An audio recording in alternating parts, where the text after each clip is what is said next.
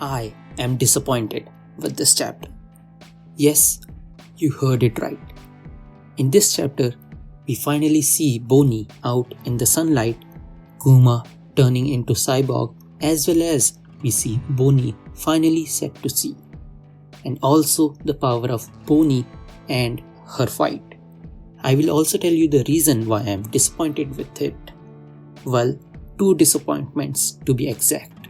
So, right at the start of the chapter, we see Kuma observing Luffy while hiding, and Luffy is practicing his move Gomu Gomu no Ono, that is Battle Axe. So, while observing Luffy, Kuma remembers the conversation that he had with Dragon, saying, why does Dragon know so much about the Goa country and has even gone to a few outskirt villages in the country, and why was he following one particular boy? And Dragon says that why doesn't he kill him, as he was in a way revealing his secrets, and thus Dragon told him that the boy was his precious child and also his weakness. And Kuma does realize that it is the same as how he cares about Bonnie. Also, it seems like, unlike many who thought of Dragon as irresponsible and terrible father who doesn't care about his son at all, it seems he really does care about Luffy. Well, at least from this flashback, it looks like that. Unlike some other fathers in One Piece, particularly Yasop and Shanks, though I doubt if he even knows that he has a son. So, here is my first disappointment with the chapter. We thought at the end of the last chapter that there must have been a major reason why Kuma went there. We didn't even get to know a small reason why he went there. For me, I don't know why was Kuma in that place in the first place at all. Why was he observing Luffy at all? I mean, what was his reason for going there? Because from Kuma's conversation with Dragon, he didn't want anyone to know that he has a son at all, as it will be dangerous, thus him not being near Luffy most of the time. So, why did Kuma take the risk and came to see Luffy? It just doesn't make any sense to me at all. There is just no reason to it. Unless you are to tell me that after the experiment, Kuma has no brain at all. We also see Kuma writing letters for Bonnie and sending his letters to her in hope that she is happy back at home and is not sad, while he is still able to think for himself clearly. But poor Kuma, as he does not know that the letter is not read by Bonnie, because the world government agent is always steering any of his letters which is for Bonnie, which is given when you think that he had made a deal with a devil, not a saint. And thus, Bonnie was unable to find any of his written letters that he sent for her.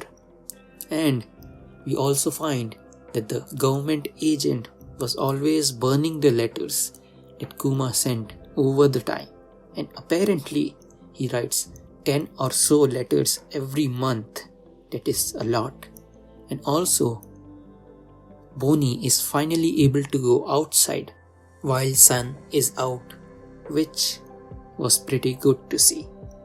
As well as the fact that she could turn into a big woman to fight was nice, as it shows that she is able to use her devil fruit well, though the former queen says that they will have to keep it a secret for just in case something happens, which turned out to be quite true.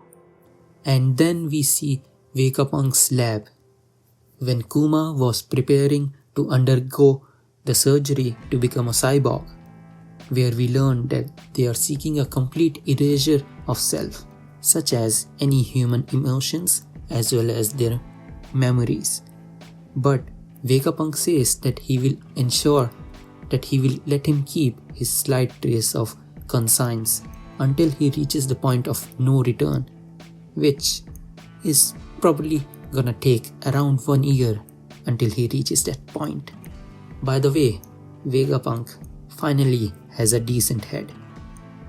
Also, we see Stussy making a comment about which is sadder, a human with no self or a clone with a human self.